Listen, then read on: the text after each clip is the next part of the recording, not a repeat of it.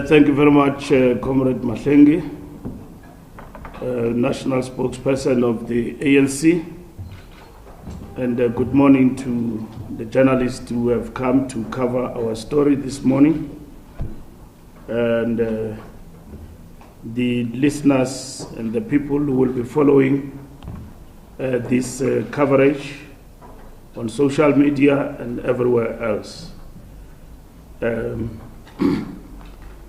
The National Working Committee of the African National Congress met on Tuesday, the 3rd of July, 2023.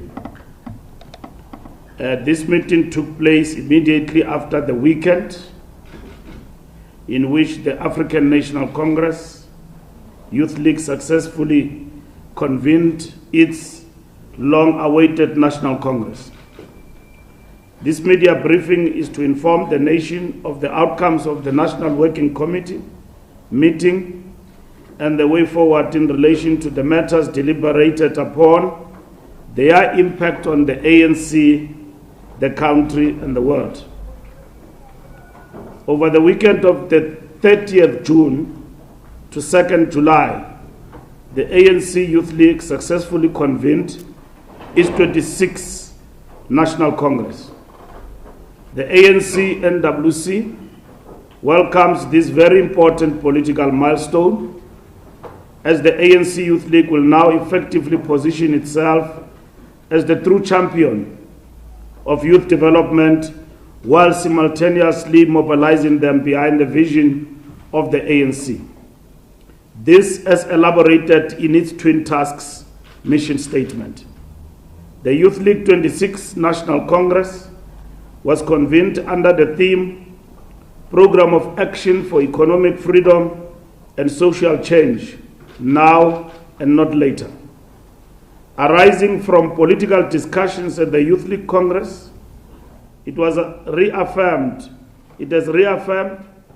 reaffirmation of the integrity of the organization, underpinned by its autonomy.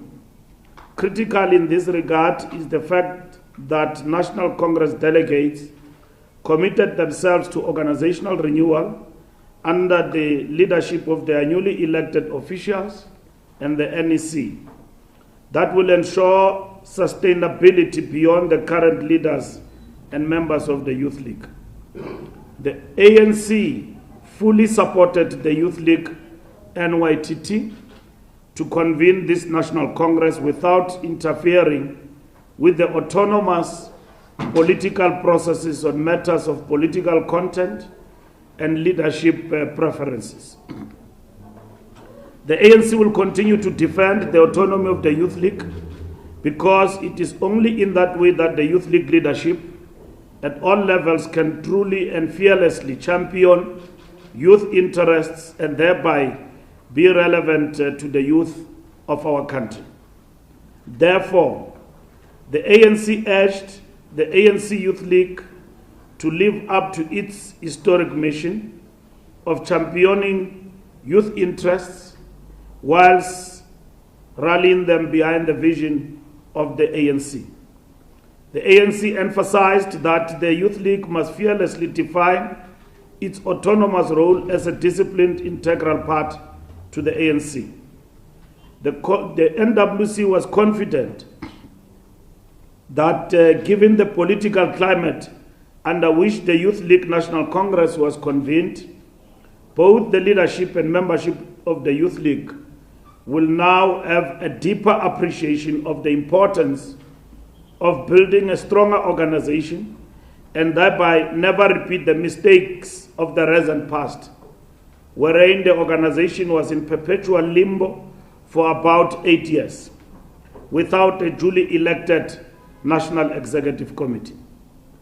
The ANC Youth League is now better poised to champion youth development with regards to combating the high levels of youth unemployment, expansion of youth entrepreneurship opportunities, as well as spearheading skills development industry areas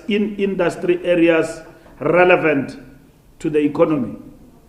The ANC recognizes and accepts that it is in the nature of young people to be impatient with change, and we are looking forward to a vibrant, militant, radical, disciplined, and autonomous ANC Youth League guided politically by the African National Congress.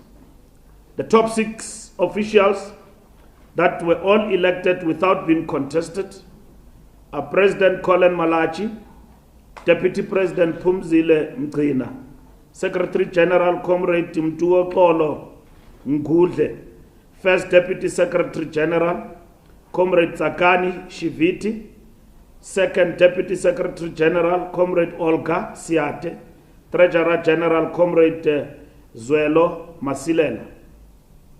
The ANC Youth League National Congress successfully elected additional members to conclude the National Executive Committee. There will be a hybrid continuation of the conference to conclude the business of conference. The Western Cape ANC conference was also convened. The working committee welcomed the successful sitting of the Western Cape Provincial Conference, which will help coordinate our political and organizational programs in the province as a whole and assert the ANC as the leader of society in the Western Cape. The Provincial Executive Committee of the ANC in the Western Cape will be inducted by Political Education and the Secretary General's office immediately, so that members of the newly elected executive are aligned with their tasks as leadership and what is expected of them as the leadership of the ANC in the province. On the manifesto review, the ANC manifesto review process is at an advanced stage, and both the manifesto and the guidelines for candidate selection process will be presented before the National Executive Committee for consideration and adoption at the meeting to be held from Friday to Sunday this coming weekend. The manifesto review will take place on Monday. After the NEC meeting, we'll report to the nation on the manifesto review process under the theme How Far We Have Gone to implement Let's Grow South Africa Together. That is important for us because how far we have gone in terms of the implementation of the manifesto is our commitment to the people of South Africa.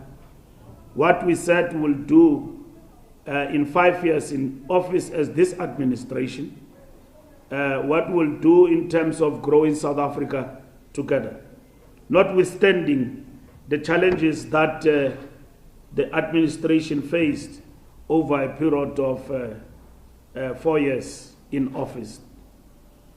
The ANC is also seized with the process to assess leadership performances during the current government administration. This will enable optimal deployment by the ANC going forward. We characterize this as leadership accountability.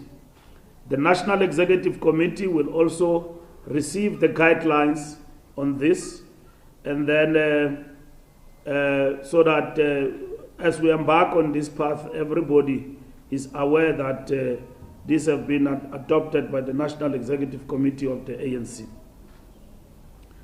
We also reflected on the settlement agreement with Solidarity. We received a report on the settlement agreement with Solidarity. This followed the claims by Solidarity that the regulations on the implementation of the Employment Equity Amendment Bill was biased against minority groups and therefore in violation of the Discrimination, Employment and Occupation Convention 111 of 1958. This meeting between the Minister of Labour and Employment and Solidarity was convened under the context of the national mediation process, which is a new requirement introduced by the International Labour Organization. Through this provision, government needed to demonstrate that the allegations put forth by Solidarity were incorrect and damaging to brand South Africa. Hence, the need for the settlement agreement. The agreement stipulates that employment equity is not a one-fit-all, but that provincial variations must be considered. The propaganda characterized by distortions of the Employment Equity Amendment Bill and the subsequently proposed regulations wrongfully suggest that the result of the amendments will be the disposal of coloureds and Indians from jobs and replacing them with Africans. Some political parties have henceforth grossly misled the masses of our people on this as a way of garnering votes in what is a reigniting of the apartheid era Swartgevaar tactics by creating a fictitious racial gulf premised on baseless fears between Africans on the one hand and the Indians and coloureds on the other.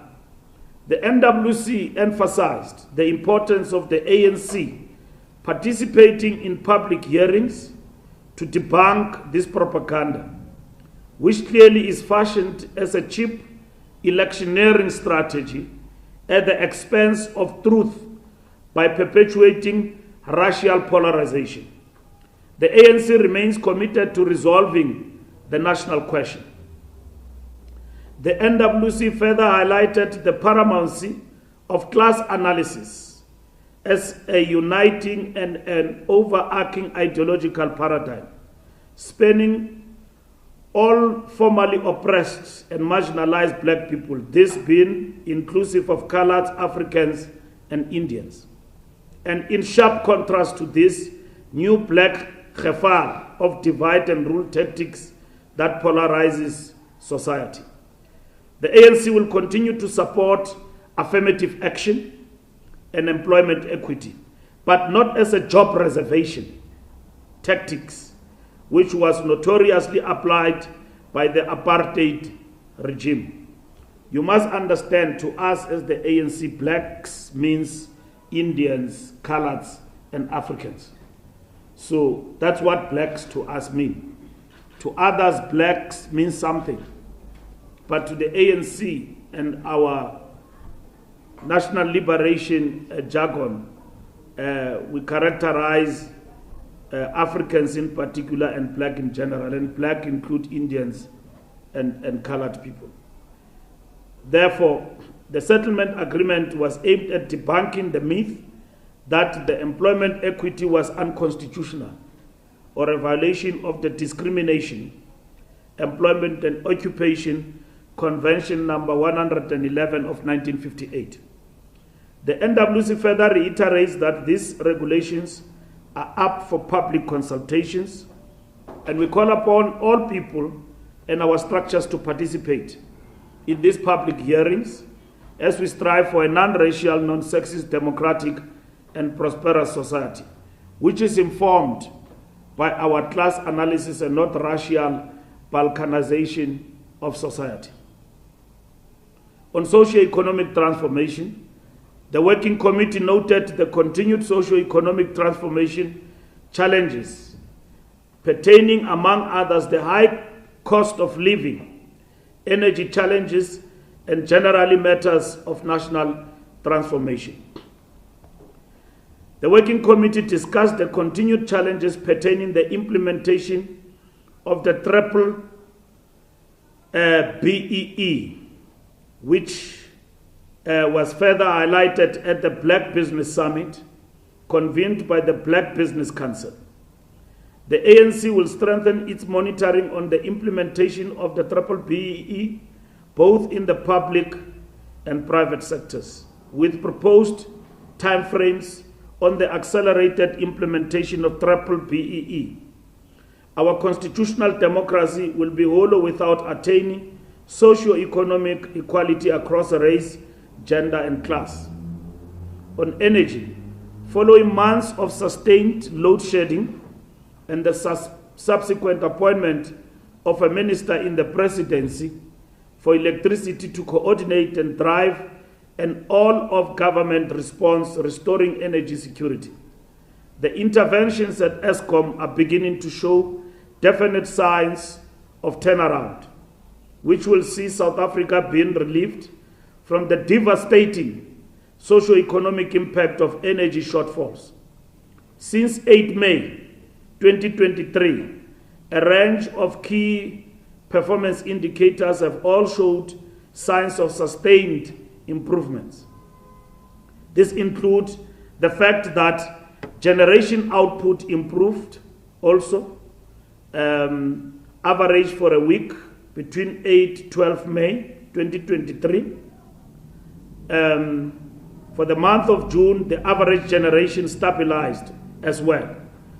As part of the winter 2023, planned outages was to be contained, and this has also happened. And we had a massive propaganda and lies that were peddled that were facing grid collapse.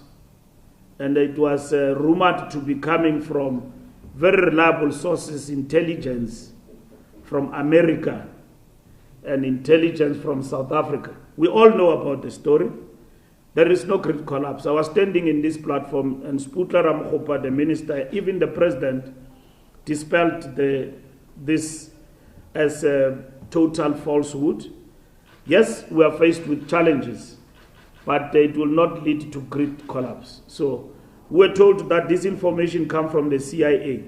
Now, we don't know that the CIA has got unfettered ground to interfere in our affairs and gather intelligence in South African soil and share it with public representatives in our country without interacting with their colleagues on government-to-government relations, because CIA interacts with South African intelligence. So that CIA is operating in our country and gather information is a cause for concern. But nonetheless, we have not faced that grid collapse during this month of June. This affirms the appropriateness of commitment to maintenance as part of efforts to restore the reliability and stability of the fleet. Unplanned outages, partial load losses as a result of generating units not performing optimally, and outage delays, non-return to service on planned dates, continues to consume a lot of megawatts of generation capacity. The power stations managers are dedicating responses per fault type, with boiler tube leaks being something that persists as a cause of generation capacity losses. Partial load losses has also come down, and from last week, June, and during June 2023, demand has also tracked lower than anticipated band during the winter projection. Again, we were told that we were going to get down to stage 8 during winter. We did encounter load shedding, and then because of the demand is high during winter, nonetheless, we have not as well collapsed. But the propaganda out there was saying that we are getting to stage 8 to stage 10. There's going to be blackouts and all of that. And the improvements are attributed to increased capacity as a result of the return to service of coal generating units previously decommissioned, improved demand management, consumers being more conscious about energy usage is one of the key elements in terms of this improvement. The increase it yields from wind generation, as well as large power users shutting down plants for planned maintenance during the June month. The improved performance in generation has resulted in an upward trend in the energy availability factor, EAF. and a reduction in the severity of load shedding from daily stages 4 to 6, stage to 1 to 3 for the last 2 weeks of June 2023, with stage 3 largely only during evening peaks, with the remaining part of the day up to 16 hours, subject to only one stage of load shedding.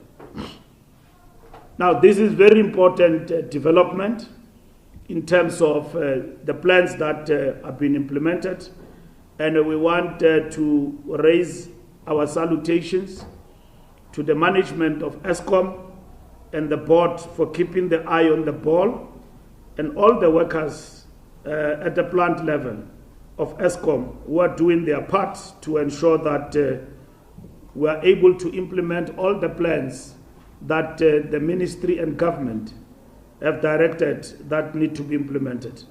So working together, everybody can do better, and we can even do better to grow South Africa together. So it is not an individual effort. It is a focused effort at the level of government, but most importantly to ESCOM in particular. And that is why ESCOM must be supported by all of us, and ESCOM must be supported in terms of their endeavor to keep the utility free from all the challenges of state capture and corruption, and ensure that they do what becomes the plan of government, and in that way alleviate a lot of difficulty for our economy, SMMEs, as well as different livelihoods, families in our country. Cost of living, the NWC noted that 7.1% inflation is well beyond interest targeting range, leading to higher cost of living. Whilst the Working Committee noted the continued correctness of the social grant policy enabling indigent individuals to receive $350 per month, the NWC further upheld and appreciated that the masses of the people first and foremost want jobs as basis for sustainable livelihood. The Working Committee noted the importance of the Reserve Bank working in conjunction with Treasury to effect measures that will mitigate against high inflation, such as expanding consumer basket goods earmarked for zero rating, on creating employment for sustainable livelihood. Government must look into public works projects such as potholes, repairs on roads, road and bridge construction, as well as increasing sewage capacity to improve the health conditions of our people. We have also held a bilateral meeting with the SACP. Both the ANC and the SACP agreed that the meeting was long overdue, whilst welcoming the opportunity to meet. High on the agenda of this meeting were organizational and governance issues. On the African Leaders Peace Mission to Ukraine and Russia, the SACP commended the role played by President Cyril Ramaphosa, which, among others, focused on continental food security and trade on critical goods such as fertilizer. In addition to discussing geopolitical issues, the bilateral meeting between the ANC and the SACP also discussed the upcoming BRICS parties political plus dialogue scheduled for 18th to 20th of July 2023, and the BRICS summit scheduled for August 2023. Other issues discussed within the context of the state of the NDR was the high unemployment levels, with 11 million people unemployed, which could be linked to the colonial apartheid monopoly structure of the economy. It was also agreed that land redistribution must be accelerated. The SACP further called on government to increase state investment in the economy. Both the ANC and the SACP discussed a number of critical issues of mutual concern, and also agreed on further bilateral engagements on a number of issues going forward, amongst which includes the economy and energy issues. We also discussed the reconfiguration as proposed by the SACP, and we agreed that the centrality of alliance partners in key decisions that are taken is critical and must be maintained. There were also consensus towards dealing with issues of violence and repression throughout the African continent, such as the situation in Eswatini. With SANCO, the ANC continues to be seized with the important task to help SANCO attain unity as well as rebuilding a stronger organization. Tomorrow we'll have a joint briefing with the interim leadership of SANCO to outline a roadmap towards the unity process of SANCO, and holding of a SANCO national conference this year. We'll reflect on that. We have engaged with SANCO at different levels, different groupings, and SANCO veterans. SANCO on its own have arrived at an agreement that they need to work together as the different groups that came out of the Conference of Alexander, which is the original conference of SANCO, and the breakaway conference that was held in Durban. Both groups have come together through what they call an integration process. We have met also with SANCO elders led by Tozamile and some splinter groups from the groups of Alexander and so on, the likes of Dagani, who was expelled by SANCO, who are working under the veterans of SANCO. We have also met with them, and in this particular regard,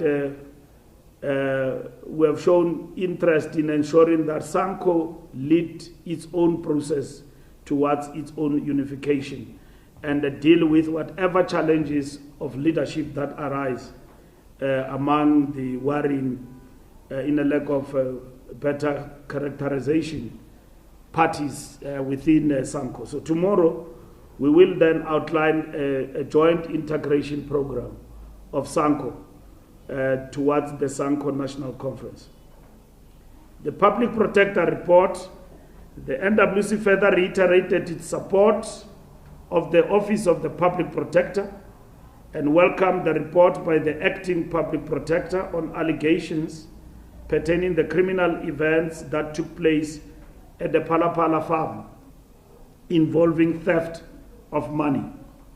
The ANC reiterates that it is only opportunists who seek to abuse the provision of the Executive Ethics Code. To suggest the President violated the provision therein. The ANC welcomes the Public Protector report, which found nothing untoward in the conduct of the President, including the fact that there was no evidence of paid work outside his duties as President of the Republic. The ANC reiterates its alarm at the attacks on the integrity of the Office of the Public Protector, merely because some are disagreed with the report by the Acting Public Protector. We view such attacks as undermining our democracy and constitutionalism, because political parties have the right to take the Public Protector's report on review at any given time. But to impugn and attack the integrity of a woman who is leading the process without any legal basis for that matter is incorrect. And it cannot be promoted by South Africans of all walks in our country. Matters must be probed. We are a country that respects the rule of law. Mkhwebana herself, with judgments, she was taken on review and her judgments were set aside in a court of law. And then she won a reputation of being erratic and not legally sound in terms of most of the decisions that she had taken. And there was no attack on her, except the fact that she was being challenged legally by different groups in society. So the ANC as a party has been very consistent in this regard and believe that the institutions and Chapter 9 institutions must be respected, including judges. Nobody is a demigod, including a judge, but the judge's decisions must be taken on sound basis. They can be reviewed, and it has been proven that some judgments on review are actually set aside. And we must follow the rules in terms of the rule of law in our country. On the national dialogue on Russia and Ukraine, the ANC convened a public engagement through a national dialogue on the Russia-Ukraine conflict, which saw the participation of various ambassadors, academics, public commentators, and everybody else. It was a successful event and further solidified our position as a messenger of peace, not war. The ANC reiterated the correctness of its policy stance on non-alignment and anti-war posture. This national dialogue on the Russia-Ukraine conflict appreciated that our non-aligned and anti-war stances enabled our country, represented by President Cyril Ramaphosa, to effectively and directly participate in the African leadership peace mission, meeting both Ukrainian President Zelensky and Russian President Putin, urging them to end the war as a matter of urgency. Emerging in the dialogue was also discouraging other countries from arming either Russia or Ukraine that fuels the war further. The ANC practically demonstrated that dialogue across antagonistic parties is not only possible but the only way to resolve differences and various areas of conflict, which was the premise of our negotiated settlement, ushering in the new post-1994 democratic dispensation. We had robust discussion, especially between Europe, particularly Russia and Norway, which came from different views, which was quite interesting. And we believe that that is what characterizes the importance of talking and engaging, even if people don't agree, but it is important to engage. The NWC noted the continued positive strides made by the ANC in various by-elections. The Working Committee noted the increases in voter registrations and will in due course report on further strides being made. The ANC will focus on social categories such as the youth as first-time voters as well as women on voter registration. The Working Committee believes churches and Amakosi can play an important role to encourage and increase voter registration. The ANC Women's League National Conference, the preparations are at an advanced stage towards convening the ANC Women's League National Conference.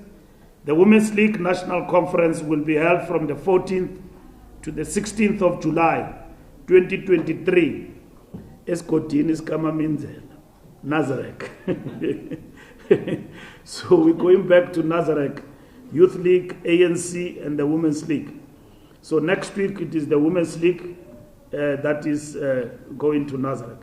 So we wish them well, and we will also again want to reiterate, we are working with the Women's League to ensure they convene a successful conference.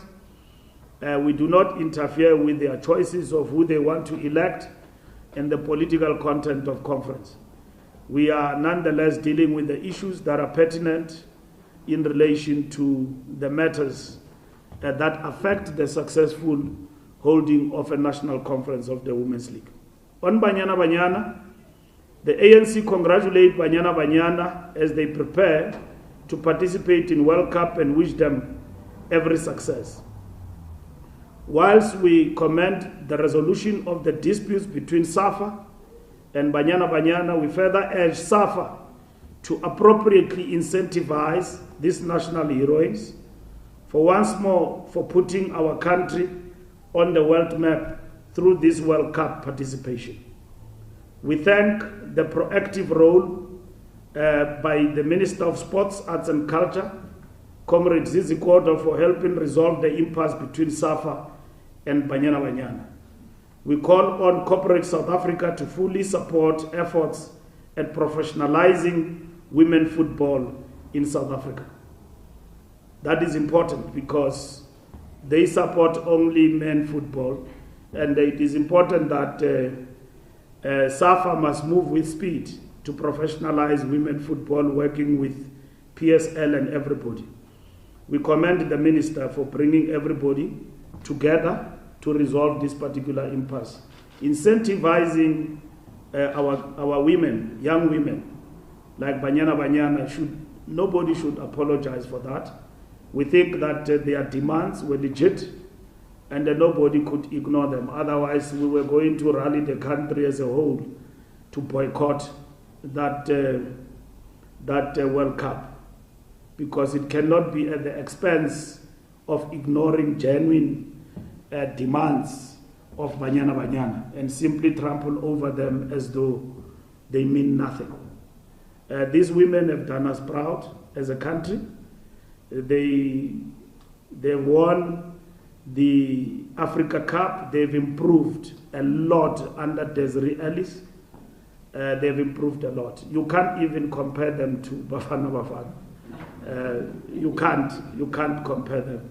They overtook Nigeria and many other nations in the African continent. South Africa in Africa, which is what is important. They are a force to be reckoned with. So Banyana Banyana was good for everybody who came to the party and raised their voices, women groups, and everyone to stand up for an injustice that is being done to these young ladies of our country who continue to fly the flag. SAFA must get its house into order. We don't want to interfere. Minister must work with them to get their house into order and to have a clear plan for football, including for women in our country. On police road rage that involved the VIP protection of Minister, the Deputy President Mashatile, the ANC was extremely alarmed by the news of a road rage incident involving members of SAPS assigned to protect the Deputy President. This was not only cowardly, but runs against the grain of what SAPS must stand for, which is to protect all members of society. We believe that the majority of the policemen and women serve our country diligently, but such incidents put a serious blight on the police service as a whole in their selfless national service in our country. We accordingly urge the Minister and everyone involved to allow IPIT to investigate this matter with, as a matter of urgency, to check whether there were indiscretions in terms of the police activity, because we cannot answer why they acted in the manner which they did. We saw a small polo and then people being trampled upon by police. We don't know what provoked that activity. IPIT must investigate that. What was involved? What threat did they see in that polo that made them to act in the manner in which they did? And no stone must be left, to check everything to ensure that this matter is properly investigated. That the alleged perpetrators of this violence be immediately suspended and ensure consequence management in this regard should they be found to be in the wrong. We call for the suspension of those who were involved and ensure consequence management in this regard should they be found to be in the wrong. The ANC also condemns the road rage incident that saw an off-duty SAPS police officer allegedly shot to death a Metro police officer. What was unfortunate was that the violent altercation resulting in the tragic death involved 2 officers charged with enforcing the law. We call on government to support all police officers, both SAPS and Metro Police, through appropriate occupational support as they discharge their work mandates to avoid such incidents resulting in injury or death. We also call on the IPIT to investigate this incident and ensure any possible appropriate consequence management where wrongful conduct is ascertained. We note that this activity of officers on duty doing their job that they are employed by government to execute is now blamed on the ANC. The ANC as a brand is tarnished by opportunists, by chance takers, who at any given point they jump to the opportunity to attack the organization. We are equally dismayed by acts like those and will never support anything that tramples on innocent citizens, especially civilians. We go around this country with our cars and everywhere, and people show us the middle finger.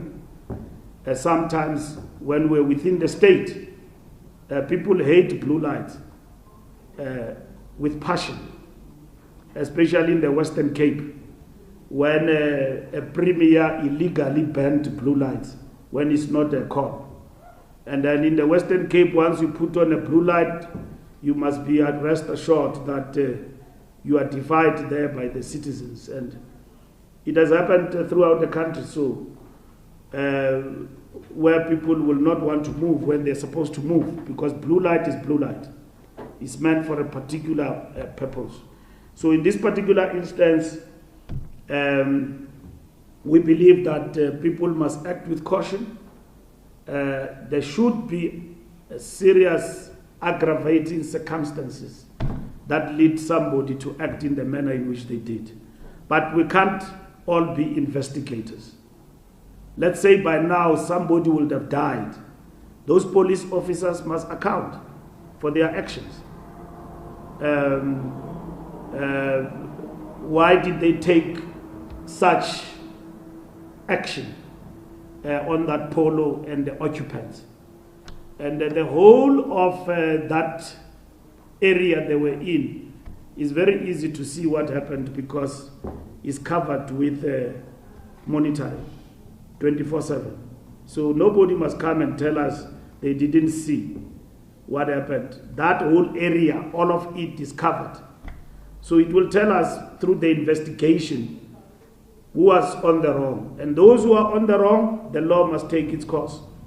And if citizens were on the wrong side of the police obstruction of the police work, they too must be educated and be brought to book. But those incidents are very, very bad, especially to unarmed people, ordinary civilians, being kicked like football like that. It is really worrisome. The ANC condemns on the very strongest terms this act of violence in our streets. And we want to urge IPIT under the leadership of Ndosi to ensure that this matter is investigated and properly reported to the public, because it's a matter of public importance. It is easy point scoring to apportion blame on the deputy president who doesn't carry out his own protection, but people are employed to protect him. And those people are law officers. So in this particular instance, we must focus on those who execute the implementation of the law to ensure that they do it appropriately. And that is what is important. The ANC will hold its National Executive Committee meeting from Friday to Sunday this coming weekend, and various issues for discussions and implementation will include combating crime, employment creation, water and sanitation, and generally the state of the economy, with focus on the relevant interventions that must be made. The ANC will be seized with accelerated implementation of its National Conference resolution on a number of socio-economic challenges such as service delivery. But over and above that, we have made a commitment that this year is the year of acting decisively in the interest of the people. This NEC will equally make that evaluation through the intervention of our government on these particular matters. That include electricity supply. Condolences, the NWC tips its revolutionary banner in honor of the memory of comrades Mahuma, Katija, Kachalia, Noganiwe, Antinyatela, Junet, Pahat, and Salimon Klan. We convey our sincere and profound condolences to their loved ones. And they will be remembered for their selfless contributions to the struggle for our freedom and democracy. The ANC received with shock and deep sadness the news of the tragic passing on of Comrade Dr. Denny Mokumo, who died on the 3rd of July in a car accident involving a truck on the N1 in Limpopo on his way home from the 26th Congress of the ANC Youth League. Comrade Denny Mokumo was the current branch chairperson and BC member in Ward 31, TJ Lidwaba branch in the Mukupani, Mukhalakwe sub-region, which is part of the Waterberg region in the Limpopo province. The ANC sends its deepest condolences to his family, relatives, comrades, and friends. Thank you very much.